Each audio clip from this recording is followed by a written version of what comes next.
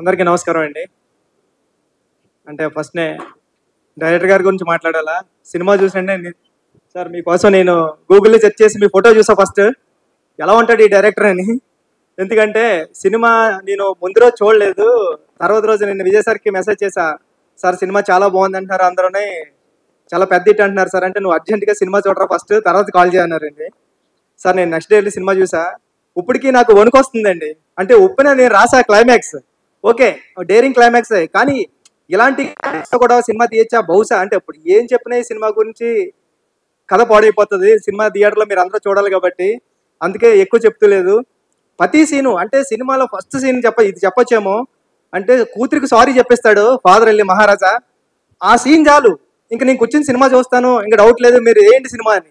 అంత బాగా చేశారు సార్ సినిమా మీరు. సూపర్ నిజంగా నటరాజన్ గారు మీ సీన్ వచ్చినప్పుడైతే థియేటర్‌లో పక్కన అంటే నేను నా అసిస్టెంట్ డైరెక్టర్స్ వెళ్ళాం. కార్నర్‌లో సీట్స్ వచ్చాయి. మరీ కార్నర్ ఎందుకని పక్కన అమ్మాయి ఉంది. నేను ఈ పక్కన అమ్మాయి పక్కనే కూర్చుంటానురా ఎందుకంటే మరీ కార్నర్ అయిపోతుంది.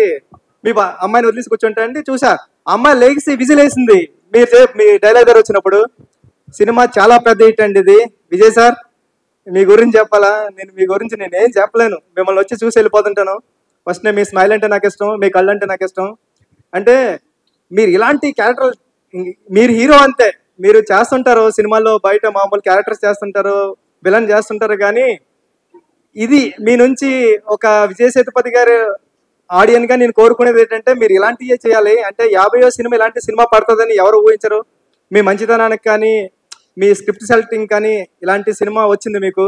అంటే తెలుగు సినిమాలో అంటే కమర్షియల్ సినిమాలు వస్తున్నాయి కదండి చూస్తున్నాం. తెలుగు సినిమాకి ఏ మాత్రం తగ్గని రెస్పాన్స్ ఐమాక్స్లో చూస్తే విజిల్స్ అంటే ఫస్ట్ ఇంటర్మిషన్ సీన్కి అయితే ఒక పెద్ద హీరో కమర్షియల్ హీరో తెలుగులో పెద్ద హీరో ఎలా ఉంటారు అలాంటి అరుపులు కేకలోని తర్వాత వెళ్తుంటే ప్రీ క్లైమాక్స్ ముందు దానికి ఇంకా సూపర్ ఇంకా క్లైమాక్స్ ఎలా ఉంటుంది అంటే ఎమోషనల్గా ఇచ్చారు సార్. చాలా పెద్ద హిట్ సినిమా.